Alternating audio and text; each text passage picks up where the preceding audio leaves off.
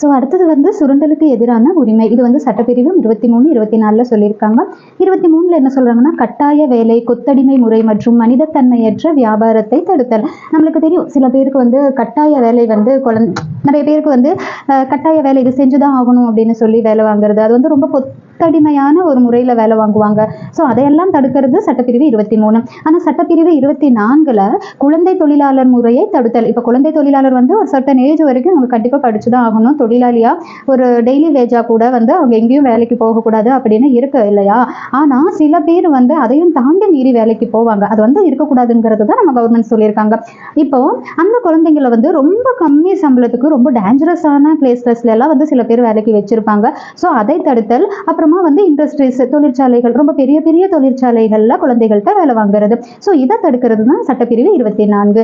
அடுத்தது சமயச்சார்பு உரிமை அப்படின்னு சொல்றாங்க. இதோடைய சட்டப்பிரிவு 25 இருந்து 28 வரைக்கும். 25ல என்ன சொல்றாங்க அப்படின்னா, விரும்பிய மதத்தை ஏற்கவும் பின்பற்றவும் பரப்பவும் உரிமை.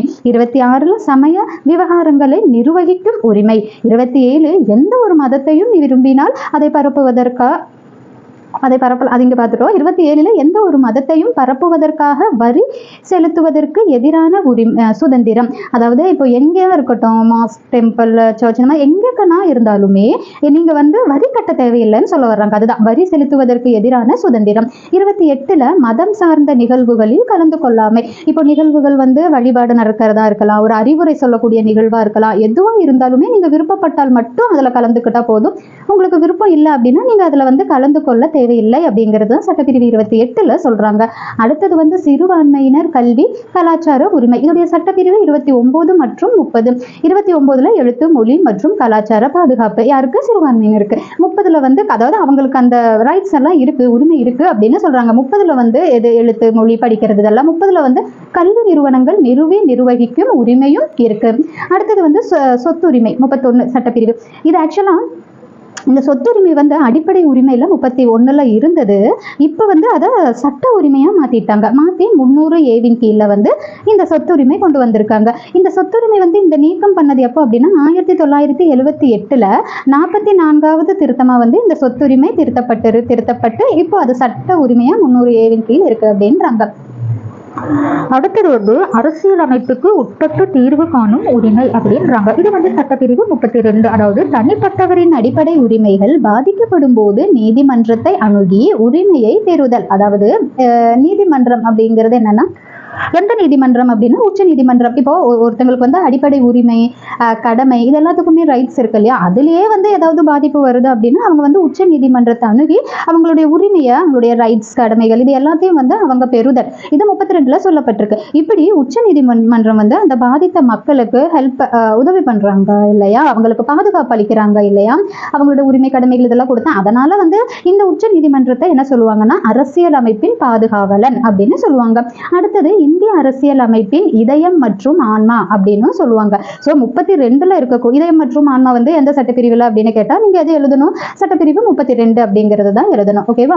இது வந்து ரொம்ப ஷார்ட்டா, அதாவது நம்ம ஆரம்பத்துல இருந்து பார்த்தோம். சட்டப்பிரிவு இந்தியாவின் மகாசாசனம் அப்படிங்கிறது சட்டப்பிரிவு 12ல இருந்து 35 வரைக்கும். அதுதான் நம்ம இப்ப பார்த்துருக்கோம் இல்லையா? இது நிறைய இது கீழே ஹெட்டிங் இருக்கு. அடிப்படை உரிமை, சமத்துவ உரிமை, சுதந்திர உரிமை, இப்படி வந்து நிறைய இருக்கு இல்லையா?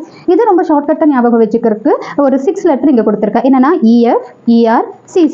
இதை நான் தெரிஞ்சுக்கிட்டாலே போதும். ஃபர்ஸ்ட் EF ER CC இது ஞாபகம் வச்சுக்கோங்க. ஃபர்ஸ்ட் E வந்து ஈக்குவாலிட்டி. ஈக்குவாலிட்டி அப்படிங்கிறது தமிழ்ல என்ன? சமத்துவம் தானே. ஸோ அதோடைய சட்டப்பிரிவு எவ்வளவு சொல்லியிருக்காங்க? 14ல இருந்து 18 வரைக்கும் சொல்லியிருக்காங்க. அப்ப சமத்துவ உரிமை. அடுத்த F வந்து ஃப்ரீடம். சட்டப்பிரிவு 19ல இருந்து 22 வரைக்கும். ஃப்ரீடம்னா தமிழ்ல சுதந்திரம். அப்ப சுதந்திர உரிமை. அடுத்தது வந்து E வந்து எக்ஸ்ப்ளாய்டேஷன். சட்டப்பிரிவு 23 மற்றும் 24 2 தான். எக்ஸ்ப்ளாய்டேஷன் அப்படிங்கிறது சுரண்டலுக்கு எதிரான உரிமை. அடுத்த R என்னது அப்படின்னு பார்த்தா ரிலீஜியன். 25ல இருந்து 28 வரைக்கும் சட்டப்பிரிவு. ரிலீஜியன்னா என்ன? மதம், அதாவது சமயச்சார்பு, சமயம் இல்லையா? ஸோ அதை சொல்லியிருக்காங்க. அடுத்தது சீனா கல்ச்சுரல் 29 மற்றும் 30ல மட்டும் இருக்கு. ஸோ கல்ச்சுரல் அப்படிங்கிறது கலாச்சாரம். ஸோ கலாச்சார உரிமை சிறுபான்மையினருக்கு. அடுத்தது வந்து யூனிவர்சிட்டி வந்து கான்ஸ்டிடியூஷனல். இது வந்து 32 மட்டும் சொல்லியிருக்காங்க. அதுதான் வந்து அரசியலமைப்புக்கு உட்பட்டு தீர்வு காணும் உரிமை இருக்கு இல்லையா? இதயம் மற்றும் ஆன்மா சொன்னோம்ல, அதுதான். இதுதான் வந்து நம்ம அம்பேத்கர் என்ன சொல்லியிருக்காரு?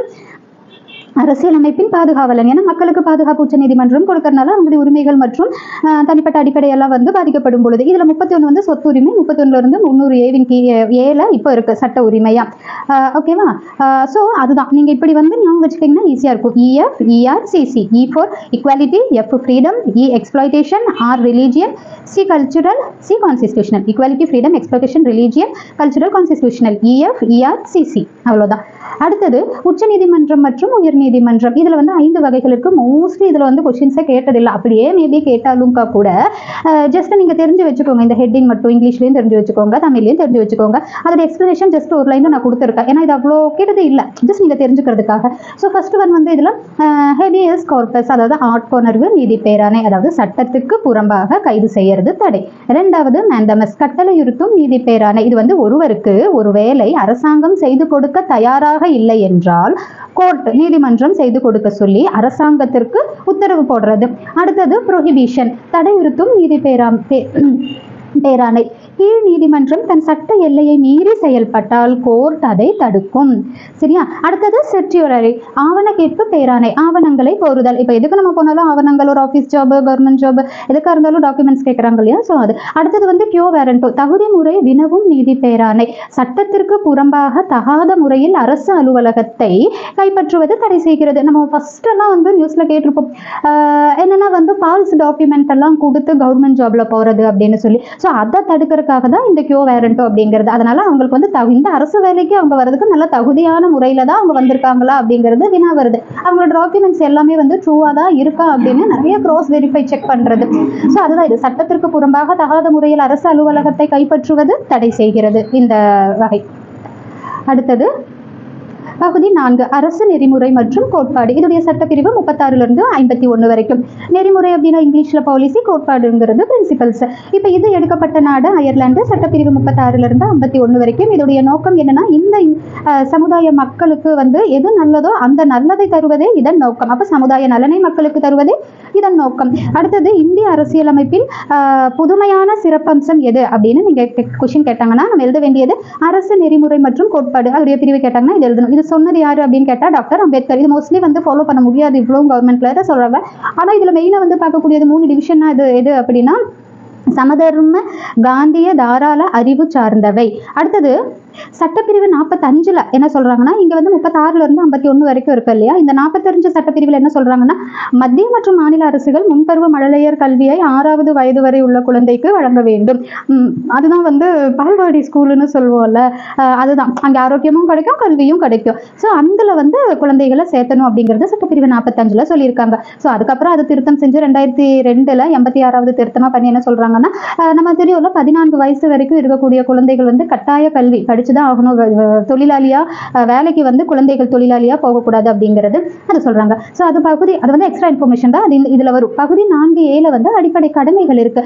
இது எடுக்கப்பட்ட நாடு சோவியத் ரஷ்யா. இதோடைய சட்டப்பிரிவு 51A கீழ் வந்து இருக்கு. இது பரிந்துரைத்த குழு எது அப்படின்னா சர்தார் சுவரன் சிங் கமிட்டி 1976. இதோடைய அடிப்படை கடமை என்ன அப்படின்னு பார்த்தா 42வது திருத்தம்ல வந்து இது செய்யப்பட்டிருக்கு 1976. இதோடைய கடமை என்னன்னா, ஆரம்பத்தில் இருந்து என்ன அப்படிங்கிறது இங்க வரும். ஓகே, இந்த அடிப்படை கடமை வந்து திருத்தப்பட்டது 1976 42வது சட்ட திருத்தமா. ஆரம்பத்தில் வந்து நம்மளுக்கு இருந்த அடிப்படை கடமைகள் எவ்வளோன்னா 10. ஆனால் இப்போ இருக்கக்கூடிய அடிப்படை கடமைகள் 11. அந்த 11வது அடிப்படை கடமை வந்து அறிமுகப்படுத்தப்பட்டது இல்லையா? அது என்ன அப்படின்னா, 6 இருந்து 14 வயசு வரைக்கும் இருக்கக்கூடிய குழந்தைகள் வந்து கட்டாய கல்வி எல்லாரும் படிச்சுதான் ஆகணும். இது வந்து 51A கீழ் 11வது அடிப்படை கடமையா வந்து 86வது சட்ட திருத்தமா 2002 செகண்ட் டைமா திருத்தப்பட்டது தான் இந்த இது. அடுத்தது பார்த்தோன்னா மத்திய மாநில உறவுகள் அப்படிங்களா. இந்த மத்திய மாநில உறவுகள்ல ஃபர்ஸ்ட் ஒன் வந்து சட்டமன்ற உறவு, செகண்ட் நிர்வாக உறவு, தேர்ட் ஒன் நிதி சார்ந்த உறவு. இதில் ஃபர்ஸ்ட் சட்டமன்ற உறவு இருக்கு இல்லையா? அதுக்கு கீழே ஒரு 3 பட்டியல் இருக்கு. அதில் ஃபர்ஸ்ட் ஒன் வந்து மத்திய பட்டியல், செகண்ட் மாநில பட்டியல், தேர்ட் ஒன் பொது பட்டியல். இந்த மத்திய பட்டியலில் ஃபர்ஸ்ட் வந்து 97 பட்டியல் இருந்திருக்கு. அதாவது இப்போ நம்மளுக்கு வந்து உரிமைகளை பார்த்தா சுதந்திர உரிமை, அப்புறம் சமத்துவ உரிமை, சுதந்திர உரிமை, சமயச்சார்பு உரிமை, இந்த மாதிரி நிறைய உரிமைகள் இருக்கு இல்லையா, அந்த உரிமைகளை சட்டப்பிரிவா பிரிச்சு கொடுத்திருப்பாங்க. இப்ப சமத்துவ உரிமையில பார்த்தா 14 இருந்து 18 வரைக்கும். சோ அதுல அப்ப எவ்வளவு இருக்கு, 5 பாயிண்ட் இருக்கு. 14, 15, 16, 17, 18 5 பாயிண்ட் இருக்கு இல்லையா. சோ அந்த பாயிண்ட்னு வச்சுக்கோங்களேன், அதுதான் பட்டியல். ஓகேவா. அப்போ முன்பு வந்து மத்திய அந்த மாதிரி, அப்போ முன்பு வந்து மத்திய பட்டியல்ல வந்து 97 இருந்தது, இப்ப வந்து 100 இருக்கு. அதே மாதிரி மாநில பட்டியல்ல ஃபர்ஸ்ட் பார்த்தோம்னா 66 இருந்திருக்கு, அது இப்ப 61 மாறி இருக்கு. அதே மாதிரி பொது பட்டியல்ல வந்து முன்பு 47 இருந்தது, இப்ப 52. இப்போ இந்த மாநில பட்டியல்ல பார்த்தோம்னா ஃபர்ஸ்ட் 66 இருந்துச்சு இல்லையா, அதுல வந்து இப்ப 61 தான் இருக்கு. அப்போ 66ல இருந்து -5 பட்டியல், ஓகேவா, 5 பட்டியல் மைனஸ் பண்ணும்போது நம்மளுக்கு 61 வந்துருது. அப்போ இங்க இருந்த இந்த மாநில பட்டியல்ல இருந்த இந்த 5 பட்டியல் இருக்கு இல்லையா, இந்த 5 பட்டியல்ல தான் எடுத்து இங்க பொது பட்டியல்ல போட்டாங்க. அதாவது ஃபர்ஸ்ட் பொது பட்டியல் எவ்வளோ 47, ஆனா இப்ப எவ்வளவு இருக்கு 52. அப்ப 47னா 48, 49, 50, 51, 52 இங்க சொல்லியிருக்காங்க பாருங்க. 5 பட்டியல்கள் பொது பட்டியலுக்கு, அதாவது மாநில பட்டியல்ல இருந்த 5 பட்டியல்கள் வந்து பொது பட்டியலுக்கு மாற்றப்பட்டது. அது மாற்றப்பட்ட ஆண்டு வந்து 1976ல அது வந்து 42வது திருத்தமா பண்ணப்பட்டிருக்கு. எதுல இருந்து, மாநில பட்டியல்ல இருந்து பொது பட்டியலுக்கு. அடுத்தது வந்து அந்த 5 பட்டியல்கள் மாற்றானாங்க இல்லையா மாநில பட்டியல்ல இருந்து, அந்த 5 எதெல்லாம் அப்படிங்கிறது தான் இங்க சொல்லியிருக்கேன். ஃபர்ஸ்ட் 1 கல்வி, செகண்ட் காடுகள், தேடு எடைகள் மற்றும் அளவுகள், 4வது பறவைகள் வனவிலங்குகள் பாதுகாப்பு, 5வது பிற நீதி மன்றங்களின் நீதி நிர்வாகம். இந்த நீதி நிர்வாகத்துல வந்து except high court and supreme court, high court and supreme கோர்ட்டை தவிர மித்ததெல்லாம். ஓகேவா. அடுத்தது வந்து செகண்ட் ஒன் நம்ம என்ன உறவு பார்த்திருக்கோம், நிர்வாக உறவு. அப்போ நிர்வாக உறவு அப்படின்னா என்னன்னு பார்த்துடலாம். இதுல நம்ம பார்த்தோம்னா ஃபர்ஸ்ட் ஒன் வந்து மத்திய அரசாங்கம் பத்தி சொல்றாங்க. இப்ப மத்திய அரசாங்கம் அப்படிங்கிறவங்க வந்து இந்தியாவை முழுவதுமே வந்து கண்ட்ரோல் பண்ணலாம், நிர்வாகம் செய்யலாம். இதுதான் நிர்வாக உறவுகள். அப்போ இந்தியா முழுவதையும் கண்ட்ரோல் செய்யலாம் யாரு, மத்திய அரசாங்கம். ஆனா அதுவே மாநில அரசு இருக்கு இல்லையா, அவங்க வந்து அந்தந்த சொந்த மாநிலத்துல, அதாவது தமிழ்நாடுனா அவங்க சொந்த அந்த மாநிலம் மட்டும், கேரளானா அவங்க மாநிலத்தை மட்டும்தான் வந்து நிர்வாகம் செய்ய முடியும். இதுல மத்திய அரசாங்கம் அப்படிங்கிறது அதுல ரெண்டு பாயிண்ட்ஸ் ஞாபகம் வச்சுக்கோங்க. நாடாளுமன்றத்தில் சட்டம் இயற்ற சிறப்பு அதிகாரம். ஓகேவா. நாடாளுமன்றத்துல சட்டம் ஏதாவது ஒன்று இயற்றணும் அப்படின்னா அதுக்கு சிறப்பு அதிகாரம் யாருக்கு இருக்கு, மத்திய அரசாங்கம்க்கு. இது சூஸ்ல கூட நம்மளுக்கு கேட்கலாம். ஐ மீன் 1 மார்க் எப்படின்னா இந்த மத்திய யாருக்கு ரைட்ஸ் இருக்குன்னு கேட்டு மத்திய அரசாங்கம் மாநில அரசாங்கம்னு கேட்டா நம்ம மத்திய அரசாங்கம் எழுதணும். செகண்ட் ஒன் வந்து மாநில அரசுகள் செய்து கொள்ளும் உடன்படிக்கை அல்லது ஒப்பந்தங்களை அங்கீகரிப்பது யாரு, மத்திய அரசாங்கம். தேர்ட் ஒன் வந்து நிதி சார்ந்த உறவு. ஓகேவா. அப்போ தேர்ட் என்ன, நிதி உறவுகள் அப்படின்னு சொல்றாங்க. சோ இந்த நிதி உறவுகள்ல பார்க்கும்போது பகுதி வந்து 12. இதுல சட்டப்பிரிவு வந்து 268ல இருந்து 293 வரைக்கும் இருக்கு. இது நிதிக்குழு 280 சட்டப்பிரிவுல என்ன சொல்றாங்கன்னா 5 வருடத்திற்கு ஒரு முறை நிதிக்குழுவை அமைப்பவர் யார் அப்படின்னா அது வந்து குடியரசுத் தலைவர். அதாவது இந்த நிதி உறவுகளோட பகுதி 12ல இதோடைய சட்டப்பிரிவு 268ல இருந்து 293 வரைக்கும் இருக்கு. அதுல 280ல என்ன சொல்றாங்கன்னா இந்த நிதி உறவுகள்ல 5 வருஷத்திற்கு ஒரு முறை வந்து நிதிக்குழுவை வந்து அமைக்கணும். அதை அமைக்கிறது யாரு அப்படின்னா அந்த ரைட்ஸ் வந்து குடியரசுத் தலைவருக்கு தான் இருக்கு. இது வந்து ஒரு PYQ கொஸ்டின்ஸ். அடுத்தது மத்திய மாநில உறவை ஆராய அமைக்கப்பட்ட குழுக்கள் எதுன்னு பார்த்தா 1900. இதுல வந்து 4 குழுக்கள் இருக்கு. ஓகேவா. அதுல நான் 4th சொல்ல போறது வந்து ஒரு எக்ஸ்ட்ரா பாயிண்ட் தான். மேபி அது நம்மளுக்கு அவுட் ஆஃப் த கொஸ்டின்ல கூட கேட்கலாம் அப்படின்னு சொல்லி தான் நான் அதை எழுதியிருக்கேன். இதுல ஃபர்ஸ்ட் வந்து மத்திய மாநில உறவை ஆராய அமைக்கப்பட்ட குழுக்கள். ஃபர்ஸ்ட் வந்து 1969ல PV ராஜமன்னார் குழு. இதுல வந்து 3 பேர் வந்திருக்காங்க. நம்ம இந்தியாலேயே வச்சு ஃபர்ஸ்ட் டைமா வந்து தமிழ்நாட்டில் தான் வந்து PV ராஜமன்னார் குழு வந்து அமைக்கப்பட்டது 1969ல. எதுக்குன்னா மத்திய மாநில உறவை வந்து ஆராய. ஓகேவா. அடுத்தது வந்து அதுல ஒரு 2 பாயிண்ட்ஸ் இருக்கு. தமிழ்நாடு அரசால் அமைக்கப்பட்டதுதான் இந்த குழு. மத்திய அரசின் அதிகாரம் மிகுந்திருப்பதை குறைத்து மாநிலங்களுக்கு அதிக அதிகாரம் வழங்க வேண்டும் என பரிந்துரை செய்தது. அப்ப மத்திய அரசு அதிகாரம் மிகுந்திருப்பதை குறைத்து மாநிலங்களுக்கு அதிகமா கொடுக்கணும் அப்படின்னு சொன்ன உறவு எது அப்படின்னு கேட்டா ராஜமன்னார் குழுல இருக்கக்கூடியதுதான். ஓகேவா. செகண்ட் ஒன் வந்து சர்க்காரிய உறவு. இது வந்து 1983ல கொண்டு வரப்பட்டது. மத்திய மாநில உறவை முழுமையாக ஆய்வு செய்ய மத்திய அரசு அமைத்தது. ஆனா இது வந்து தமிழ்நாடு அரசால் அமைக்கப்பட்டது. சர்க்காரிய குழு கவர்மெண்ட். இது வந்து அமைக்கப்பட்டது யாருன்னா மத்திய அரசு அமைத்தது. இதோடைய அறிக்கை 1988ல் சமர்ப்பிக்கப்பட்டது. ஒத்துழைப்பு மையாட்சியை வலியுறுத்தியது. ஒத்துழைப்பு மையாட்சி அப்படிங்கிறது கோஆபரேட்டிவ் ஃபெடரலிசம்.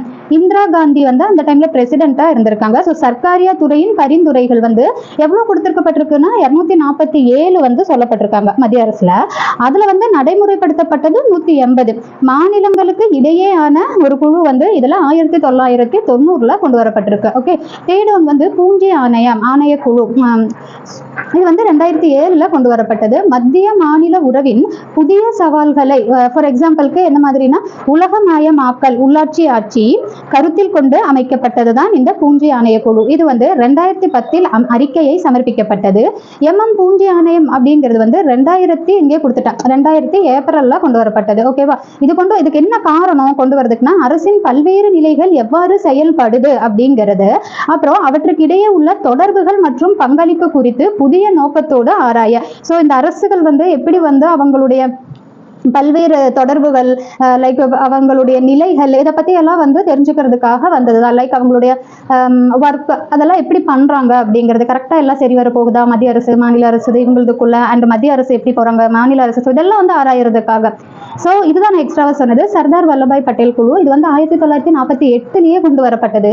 மத்திய மற்றும் மாநிலங்களுக்கு இடையே ஆளான நிர்வாக பங்கீட்டை பற்றி ஆலோசனை வழங்கியது. ஸோ மத்திய மற்றும் மாநிலம் இங்க படிச்சாலே மீனிங் புரிஞ்சிடும். மாநிலங்களுக்கு இடையே அவங்களுடைய நிர்வாகம் எப்படி இருக்கு அப்படின்னு சொல்லி அந்த பங்கீட்டை வந்து ஆராய்வதற்காக அதை பற்றி ஆலோசனை வந்து கொடுத்ததுதான் சர்தார் வல்லபாய் பட்டேலோடது 1948. ஓகே. ஸோ இதில் அடுத்தது நம்ம பார்த்தோம்னா, இது அந்த 4 பட்டியலும் கமிஷன் குழுவும் வந்து ஆணையக்குழு சொல்கிறோம்ல கமிஷன். ஸோ அது வந்து நம்ம ஈஸியாக ஷார்ட்கட்டாக ஞாபகம் வச்சுக்கிறதுக்கு கொடுத்துருக்கேன். சர்தார் வல்லபாய் பட்டேல் தான் 1948, ராஜமன்னார் குழு தமிழ்நாட்டில் 1969, சர்க்காரியா குழு வந்து 1983, பூஞ்சி ஆணையம் வந்து ஆணையக்குழு 2007. அடுத்தது அலுவலக மொழிகள். ஸோ இதுல இருந்து கண்டிப்பாக கொஸ்டின்ஸ் வருங்க. ரொம்ப ரொம்ப இம்பார்ட்டன்ட் இந்த அலுவலக மொழிகள் அப்படிங்கிறது. ஸோ இதோடைய பகுதி நம்ம பார்த்தோம்னா 17. சட்டப்பிரிவு வந்து அதோடைய சட்டப்பிரிவு பார்த்தோம்னா 343 351 வரைக்கும் இருக்கு. ஓகேவா? இதுல முதலாவது மொழிக்குழு அமைக்கப்பட்ட ஆண்டு வந்து 1955, அறிக்கையை சமர்ப்பித்த ஆண்டு 1956, அலுவலக அதாவது ஒபிஷியலா மொழி சட்டம் ஆண்டு வந்து 1963. இந்த 63ஆம் வருஷத்துல என்ன சொல்றாங்க அப்படின்னா, இந்த இங்கிலீஷ் வந்து அப்ப இங்கிலீஷ்காரங்க தானே, பிரிட்டிஷர்ஸ் தானே நம்ம நாட்டை வந்து கைப்பற்றி வச்சிருந்தாங்க. ஸோ அப்போ வந்து நிறைய இங்கிலீஷ் தான் நம்ம நாட்டிலையும் இருந்திருக்கு. நிறைய வந்து பிஸ்னஸ் நடந்ததும் வந்து நம்ம தமிழ்நாட்டுக்குள்ளேயும் இந்தியாக்குள்ளேயும் இங்கிலீஷ், ஒரு டச் இருக்கட்டும், பிரெஞ்சியர், ஸோ இவங்க எல்லாமே வந்து நம்ம நாட்டுக்குள்ள வந்து பிஸ்னஸும் நடந்துட்டு இருந்துச்சு இல்லையா? இந்த மிளகு விற்கிறது இந்த மாதிரி தமிழ்ல நம்ம படிச்சிருப்போம். ஸோ அப்படியெல்லாம் பண்ணும்போது இங்க இருக்க மக்கள் கிட்ட அவங்க இங்கிலீஷ்ல தான் பேசிட்டு இருந்தாங்க. ஸோ அந்த டைம்ல நம்ம இந்தியாவில் வந்து ஃபுல்லா நிறைய பேர் வந்து இங்கிலீஷ் தான் இருந்துச்சு அப்படிங்கிற காரணத்துல அப்ப என்ன சொல்றாங்கன்னா, இந்த இங்கிலீஷ் வந்து தற்காலிகமா ஒரு 15 வருஷம் வரைக்கும் யூஸ் பண்ணலாம் அப்படின்னு சொல்லி இந்த 1963 சொல்றாங்க. ஆனா உடனே அதுக்கு அடுத்ததே வந்து 1967 என்ன சொல்றாங்க அப்படின்னா, இந்த மாதிரி 15 வருஷம் தான் தமிழ் யூஸ் பண்ணணும் இங்கிலீஷ் அப்படின்ற எந்த ஒரு கட்டாயமும் கிடையாது, அது வந்து கால வரையன்றி தொடரலாம் அப்படின்னு சொல்லிடுறாங்க. ஸோ ஃபர்ஸ்ட் இங்கிலீஷ் 63 சொல்றாங்க 15 வருஷம் தான் யூஸ் பண்ணணும்னு, 64, 65, 66, 67 அந்த 4வது வருஷம் என்ன சொல்றாங்க 67 கால வரையன்றி ஆங்கிலத்தை தொடரலாம் அப்படின்னு சொல்லிடுறாங்க. ஸோ அதனால ஒபிஷியல் மொழிகள் வந்து திருத்தப்பட்ட ஆண்டு வந்து 1967. மொழிகள் பற்றிய அட்டவணை. இப்போ ஒபிஷியல் லாங்குவேஜ் வந்து மொத்தமா 8 இருக்கு.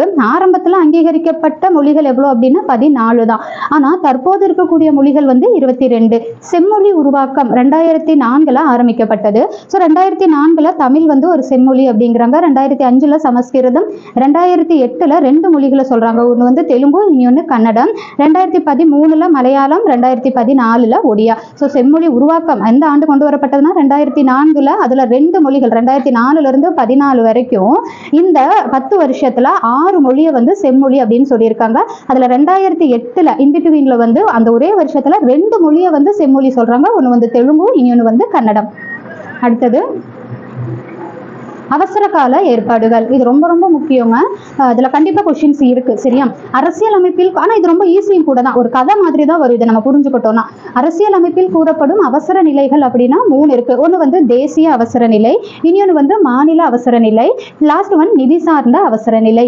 இதுல வந்து தேசிய அவசர நிலை பத்தி நம்ம பார்த்துடலாம். இது வந்து நம்ம இந்தியால நம்ம தேசத்துல 1962 ஒரு டைம், 1971 2வது டைமாகவும், 1975 3வது டைமாவும் நம்ம தேசிய அவசர நிலை வந்து அறிவிச்சிருக்காங்க. சரியா? இந்த அவசர நிலை, தேசிய அவசர நிலை இருக்கு இல்லையா, அது வந்து 2 டைப் இருக்கு. ஒன்று வந்து போர் வெளிநாட்டினர் ஆக்கிரமிப்பு காரணமாக அவசர நிலை அறிவிக்கப்பட்டால் அது வெளிப்புற அவசர நிலை. அப்போ வெளிப்புற அவசர நிலை அப்படிங்கிறது போர் வெளிநாட்டினர் ஆக்கிரமிப்பு பண்ணாங்கன்னா. ஆனா அடுத்தது உள்நாட்டு அவசர நிலை அப்படிங்கிறது ஆயுதம் ஏந்தி கிளர்ச்சி காரணமாக ஏதாச்சும் போர் வருது அப்படின்னா அந்த டைம்ல அவசர நிலை அறிவிக்கப்பட்டால் அது வந்து உள்நாட்டு அவசர நிலை. அப்போ ஆயுதம் ஏந்தி கிளர்ச்சி வந்துச்சுன்னா அது வந்து உள்நாட்டு, போர் வெளிநாட்டினர் ஆக்கிரமிப்புனால வந்துச்சுன்னா அது வந்து வெளிப்புற அவசர நிலை. ஸோ இது வந்து ஃபர்ஸ்ட் டைப். இந்தியாவின் பாதுகாப்பிற்கு அச்சுறுத்தல் ஏற்பட்டுச்சு அப்படின்னா நம்ம குடியரசுத் தலைவர் இருக்காங்க இல்லையா, அவங்க வந்து அவசர நிலையை அறிவிக்கலாம். அவங்களுடைய ஒரு அவசர நிலை அறிவிப்புனாலதான் வந்து எல்லாமே வந்து ஸ்டாப் பண்ணப்படும். ஓகேவா, அதெல்லாம் லேட்டர் ஆன் வரும். இதுல வந்து நம்மளுடைய சட்டப்பிரிவு தேசிய அவசர நிலை வந்து 352 தானே. அப்போ அந்த 352 சட்டப்பிரிவின் படி இந்த இந்தியாவுடைய பாதுகாப்பிற்கு ஏதாவது அச்சுறுத்தல் ஏற்பட்டுச்சு அப்படின்னா நம்ம குடியரசுத் தலைவர் வந்து அவசர நிலையை அறிவிக்கலாம். அந்த நம்ம குடியரசுத் தலைவருக்கு அவசர நிலை அறிவிக்கும் ரைட்ஸ் வந்து கொடுக்கப்பட்டிருக்கு 352 பிரிவுல. அடுத்தது மாநில அவசர நிலை. இந்த இந்தியாவில் முதல் முறையில் அமல்படுத்தப்பட்டது. ஸோ இந்த மாநில அவசர நிலை வந்து இந்தியாவில் பார்த்தோம்னா பஞ்சாப்ல தான் வந்து, பஞ்சாப் மாநிலம் இருக்கு இல்லையா, ஸோ பஞ்சாப் ஸ்டேட்ல தான் வந்து ஃபர்ஸ்ட் டைமா இந்த மாநில அவசர நிலை வந்து அறிவிக்கப்பட்டது. எந்த வருடம்னா 1951. இதோடைய சட்டப்பிரிவு 356. அதிகபட்ச அவசர நிலை காலம் வந்து 3 ஆண்டுகள். நீட்டிக்க பரிந்துரைப்பவர் தேர்தல் ஆணையம்.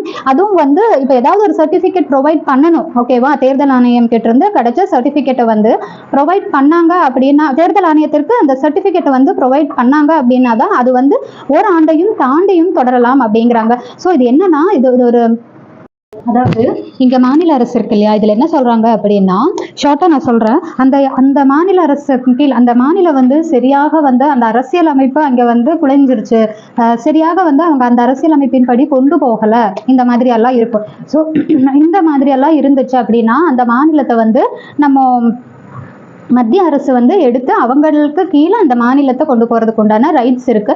அதை வந்து பிரசிடென்ட்ஸ் ரூல் அப்படின்னு சொல்லுவாங்க. ஸோ இது வந்து ஒரு எக்ஸ்ட்ரா நோட்டு தான். ஓகேவா, இப்போ அதுதான் இங்க எப்படி சொல்லியிருக்காங்கன்னா, இப்போ ஒரு மாநிலத்துல வந்து ஒரு ப்ராப்ளம், அந்த ப்ராப்ளம்னால அந்த வருஷம் நடக்க வேண்டிய எலெக்ஷன் வந்து அந்த மாநிலத்துல நடக்கல. அப்போ அந்த டைம்ல அந்த ஒரு வருஷம் மட்டும் வந்து அந்த எலெக்ஷன் ஓட்டு வந்து மக்கள் பண்ணாம இருக்கிறதுக்கு வந்து ரைட்ஸ் வந்து கொடுக்கப்பட்டிருக்கு. ஆனா இது வந்து நெக்ஸ்ட் டைமும் வந்து தொடருச்சு அப்படின்னா அந்த மாநிலம் வந்து அங்க சரியா போகல, நடக்கல அப்படின்னு அர்த்தம் இல்லையா. ஸோ அந்த டைம்ல அந்த மாநிலத்தை நடத்தி கொண்டு போக வேண்டிய யாரு, அங்க இருக்கக்கூடிய அந்த சிஎம் இல்லையா, ஸோ அவங்களுக்கு கீழே இருக்கக்கூடிய அதர் அத்தாரிட்டி பர்சன்ஸ் எல்லாருமே தான். இப்போ இந்த அதிகபட்ச அவசர காலம் வந்து அந்த ஒரு வருஷம் தான். சப்போஸ் அடுத்த முறையும் வந்து இது நீடிக்குது இதே ப்ராப்ளம் ஓட் டைம்ல அப்படின்னா அந்த டைம்ல வந்து கண்டிப்பா மக்கள் வந்து ஓட் பண்ணி தான் ஆகணும். அப்படி இல்லாம இருக்கணும் அப்படின்னா அவங்க வந்து என்ன பண்ணணும்னா, தேர்தல் ஆணையம் இருக்காங்க இல்லையா, அவங்க கிட்ட வந்து இதை நீட்டிக்க சொல்லி பரிந்துரைப்பவர் வந்து தேர்தல் ஆணையர் தான். அவங்க கிட்ட இருந்து ஒரு சர்டிபிகேட் வாங்கி ப்ரொவைட் பண்ணாங்க அப்படின்னா அது வந்து 3 ஆண்டு வரைக்கும் வந்து அக்செப்ட் பண்ணிக்குவாங்க. அதுக்கு மேல போச்சு அப்படின்னா அந்த ஆட்சியை வந்து அக்செப்ட் பண்ணிக்க முடியாது அப்படிங்கிறது தான் வந்து இதுல சொல்லப்பட்டிருக்கு மெயினா. இதுல வந்து ஆளுநர் அறிக்கை அளிக்கும் பொழுது குடியரசுத் தலைவர் அவசர நிலை அறிவிக்கலாம். இதுல நம்ம என்ன பார்த்தோம், இந்தியாவுக்கு ஒரு பாதிப்புனா குடியரசுத் தலைவர் வந்து அவசர நிலையை அறிவிக்கலாம். இதுலயும் வந்து குடியரசுத் தலைவர் தான் அவசர நிலை அறிவிக்கிறாங்க. அதுல வந்து சொந்தமா குடியரசுத் தலைவர் மட்டும்தான் வந்து முடிவெடுக்க முடியும். ஆனா இதுல வந்து நம்மளுக்கு தெரியும், மாநிலம் அப்படின்னாலே ஆளுநர் இருப்பாங்க இல்லையா, அந்த ஆளுநர் வந்து அங்க ஆளுநர் வந்து அறிக்கை கொடுத்தாங்க அப்படின்னா அவங்க சொல்றதுக்கு இணங்கி குடியரசுத் தலைவர் வந்து அவசர நிலையை அறிவிக்கலாம் அப்படின்னு சொல்றதுதான் 356 சட்டப்பிரிவுல சொல்லப்பட்டிருக்கு. அடுத்தது நிதி சார்ந்த சட்டப்பிரிவு, இது 360. இதுல என்ன சொல்றாங்கன்னா, இனிவரை இந்தியால இந்த அவசர நிலை வந்ததே கிடையாது. அப்படி சப்போஸ் வந்துச்சு அப்படின்னா நிதி நிலைத்தன்மை இல்லைன்னா இந்தியா வந்து கடன் தன்மைனால இந்த இந்தியாவுக்கெல்லாம் பகுதிகள் ஆபத்து, அதாவது ஒன்னில பணம் பற்றாக்குறையா இருக்கும், இல்லைன்னா இந்தியாவில் வந்து ரொம்ப கடன், இவ்வளோ கடன் இருக்கு இந்தியாவில் அப்படின்னு சொல்றோம்ல, அந்த இந்தியாவிற்கு வந்து கடன் வந்துச்சுன்னா, அப்படி இல்லைன்னா இந்தியாவில் இருக்கக்கூடிய ஏதாவது ஒரு பகுதிகள் வந்து ஆபத்துல இருக்கு அப்படிங்கும் போது நிதி சார்ந்த அவசர நிலை வந்து தேவைப்பட்டுச்சுன்னா அப்போ வந்து இந்த அவசர நிலை வந்து அறிவிப்பாங்க.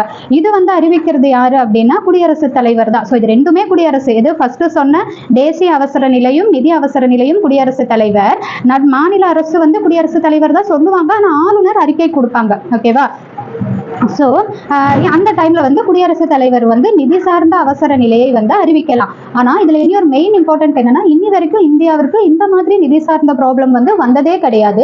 சப்போஸ் அப்படி வந்துச்சு அப்படின்னா நம்ம குடியரசுத் தலைவர் ஆணையின் மூலம் வந்து என்ன பண்ணுவாங்க அப்படின்னா, அவங்க வந்து சொல்லிட்டாங்க அப்படின்னா, central and state government employees இருக்காங்க இல்லையா, அவங்களுடைய மாச சம்பளம் சேலரியில வந்து டிடெக்ட் பண்ணப்படும். அவங்களுடைய சம்பளத்தை வந்து வில் பி டிடெக்ட் பண்ணுவாங்க, including high court and supreme court நீதிபதிகள். சுப்ரீம் கோர்ட்ல ஒர்க் பண்ணக்கூடிய நீதிபதிகளுடைய சம்பளத்தையும் சேர்த்து டிடெக்ட் பண்ணுவாங்க அப்படிங்கிறாங்க. ஸோ ஒருத்தவங்களுடைய ஒரு கவர்மெண்ட் எம்ப்ளாயி சென்ட்ரல் ஒரு ஸ்டேட்டா இருக்கட்டும், அவங்களுடைய சேலரி டிடெக்ட் பண்றாங்க அப்படின்னா குடியரசுத் தலைவரின் அந்த ஓர் ஆணையின் மூலம் மட்டும்தான் வந்து குறைக்கப்படும்.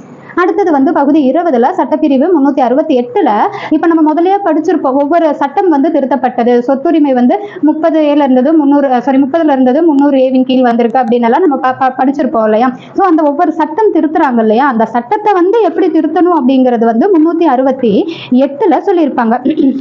ஒரு சட்டத்தை எப்படியெல்லாம் திருத்தலாம் அப்படின்னு சொல்லியிருக்காங்க பார்த்தீங்களா.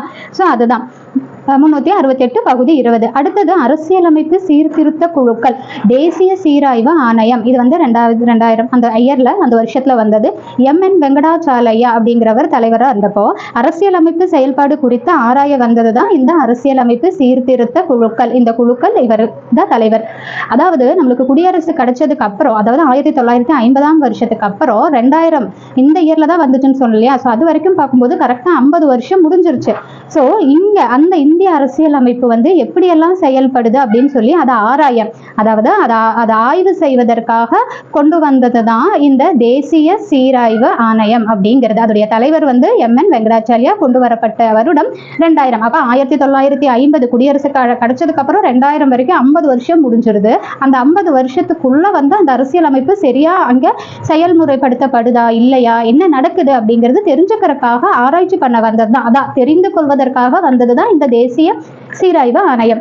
ஸோ இது ஷார்ட்கட்டா ஞாபகம் வச்சுக்கிறதுக்காக இந்த லெசன் வந்து இதோட முடிஞ்சிருச்சு. ஸோ ஸ்டார்டிங்ல இருந்து ரொம்ப இம்பார்ட்டன்ட், ரொம்ப ரொம்ப கண்டிப்பாக தெரிஞ்சு வச்சுக்க கூடியதா அப்படின்னு சொல்லுவோம்ல, சில கன்ஃபியூஸ் வர மாதிரி இருக்கும். ஸோ அந்த மாதிரி இருக்கிறதெல்லாம் இங்கே எழுதியிருக்கேன். ஒரு 10 to 12 பாயிண்ட்ஸ் வரும், தெரிஞ்சுக்கோங்க.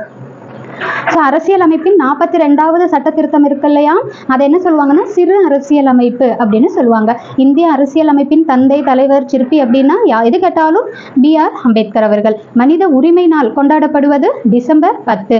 ஆரம்பத்தில் அடிப்படை உரிமை எவ்வளோ 7, ஆனால் இப்போ இருக்கிறது 6. ஆரம்பத்தில் அடிப்படை கடமைகள் 10, இப்போ தற்போது இருப்பது 11. ஆரம்பத்தில் அலுவலக மொழிகள் 14, ஆனால் இப்போ இருக்கிறது 22. அடிப்படை உரிமை வந்து நம்ம அடிப்படை உரிமை இருக்கு இல்லையா, அது எந்த நாட்டில் இருந்து எடுக்கப்பட்டு நம்மளும் அதையே அப்படியே ஃபாலோ பண்றோம் அப்படின்னா அமெரிக்க நாடு. அதே மாதிரி அரசு நெறிமுறை மற்றும் கோட்பாடு இது எந்த நாட்டில இருந்து எடுக்கப்பட்டதுன்னா அயர்லாந்துல இருந்து. அடிப்படை கடமைகள் எடுக்கப்பட்ட நாடு சோவியத் ரஷ்யா. 42வது சட்ட திருத்தமா நம்ம செய்யப்பட்டது, அதாவது ஃபர்ஸ்ட் கொஸ்டின்ல நம்ம பார்த்திருப்போம்.